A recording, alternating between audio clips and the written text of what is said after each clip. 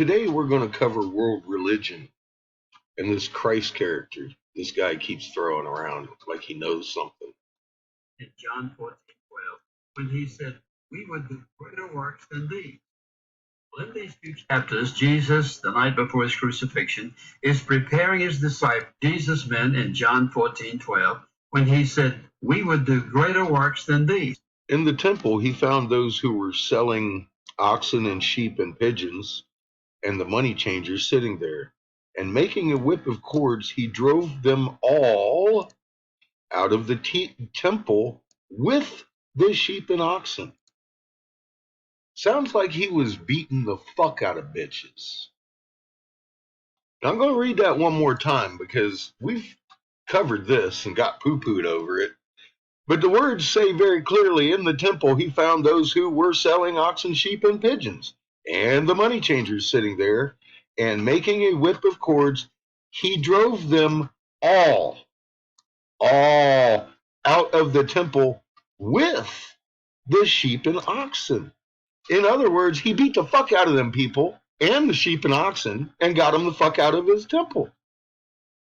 Poured out their coins after beating them and rendering flesh. You can see this is the much older Hebrew version. Says the same fucking thing, obviously. So where did this tale begin?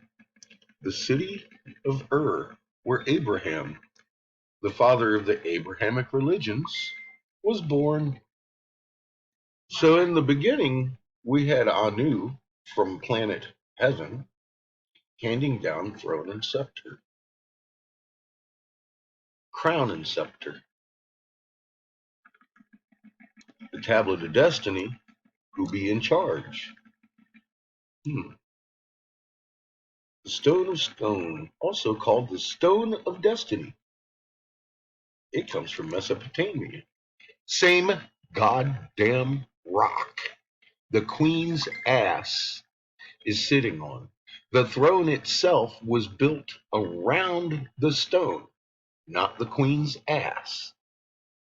All y'all melanonin freaks and all that fucking racist bullshit, let me tell you a little something.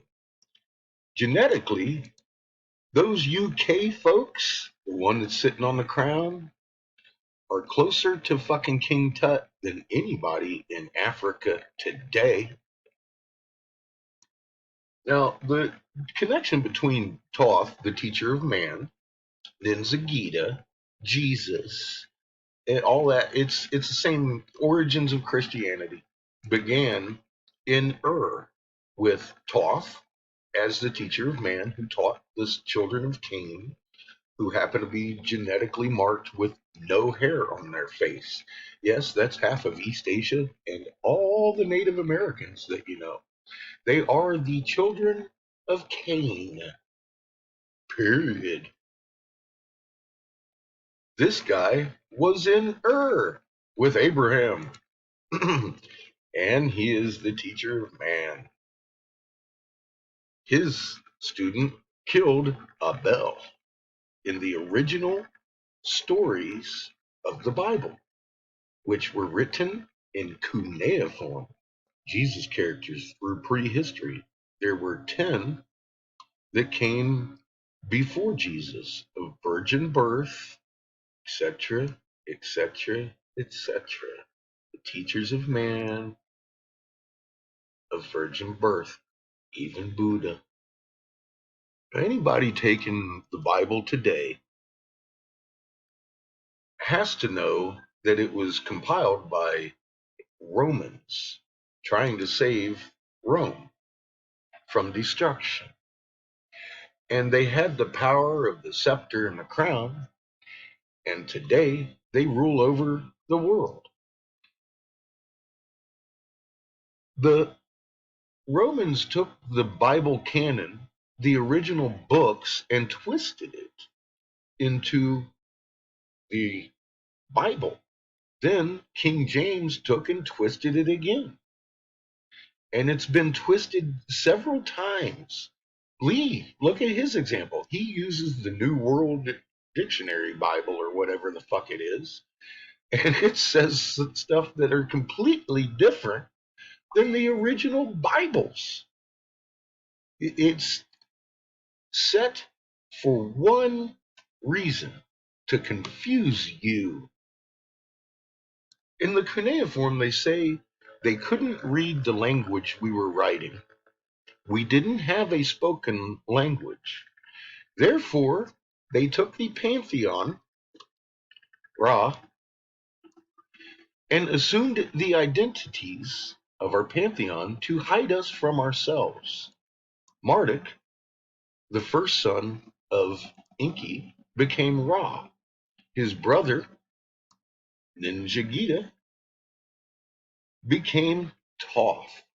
Simple as that. This is a sun and a planet. And obviously, they couldn't read it. So they assumed the identity of a planet with a moon.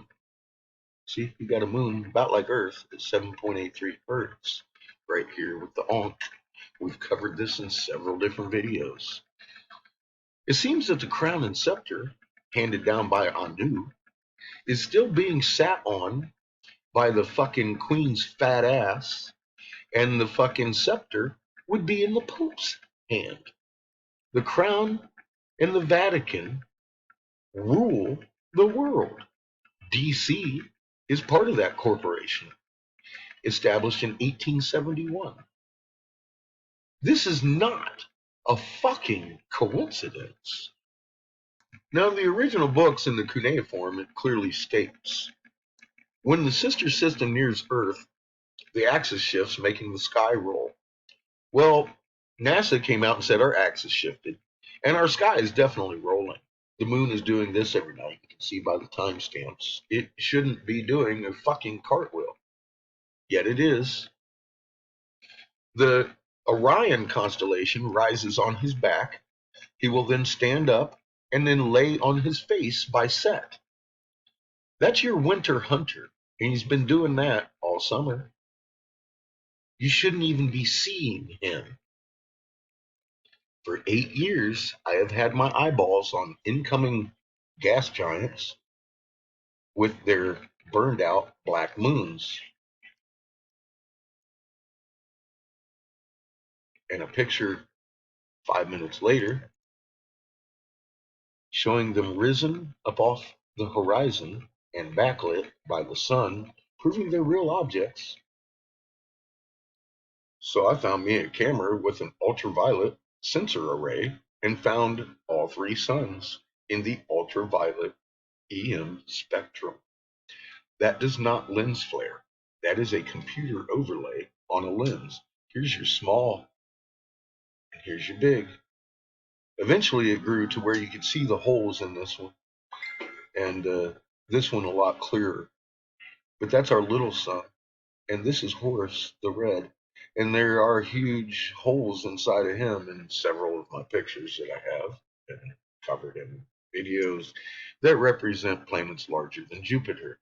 This is an earlier fucking picture of it, and it wasn't quite formed. This one in the evening, you can clearly see here's your little triangle, and this one, and then here's one of the holes that began this a couple months later. Shortly thereafter, we had a CME bringing this conical hat, ball on top, dingly cobra, out of the back, behind Earth, IMF line, interplanetary magnetic field, that means by definition, that's a blue fucking sun's magnet signature, not Jesus on toast. EM field doesn't flare, and it's court empirical evidence. It's also pretty fucking self-evident when you have a ball on top of a conical hat and a little dingly cobra all over Egypt that somebody saw this shit before. Now, in several different videos I'm not going to cover today, we have discovered how to read the ancient language that we were carving on all these stones. Long story short, it proves omnipresence, 1748 hertz. All these magnets act under 1748 hertz. That is the electromagnetic field resonating through all atoms, every atom, at 1748 hertz through the muon, a strong magnet field at the center of each atom, backed by CERN. We also have the studies recently released, and well, this was in 17. Uh, Everything you just experienced occurred because we're both surrounded by our own personal force field, and that inside of our bodies contain electrical generators which are used to send signals through our body. How the human body creates electromagnetic fields. These are the changes in power most likely detected by one versus all three coils simultaneously. These results suggest that it is possible for humans to alter the electromagnetic field environment around their hands at will. And this is something I have actively been showing. You can move water, you can heal. This explains why Reiki works. You can heal, you can take pain. And I imagine you could probably raise the dead, but I'm not going to cover that because I haven't seen it. I do know that if you have a magnet in your chest, an electron magnet, you can bring it to the same frequency as the stronger magnet and inherit its strength. Now, in the cuneiform, the original Bible canon, it talks about how the creator of all came into Enki and Enlil's dreams and told them very specifically, the meek, the earthlings will inherit the earth. That began all the Hopi legends and all that stuff. We've covered that in several different videos. However, it sure makes sense when you look at the teachings of Toth, Jesus, and everybody else, and about the electromagnetic field around your heart. That's your soul. That's your soul power. That's your soul force that Creator endowed upon you. He gave you the tools to inherit the earth and be a steward. You bring this to the same frequency, you'll inherit that strength. Magnets stack. Stack your fucking magnet. Understand this is first creation. This is a living being.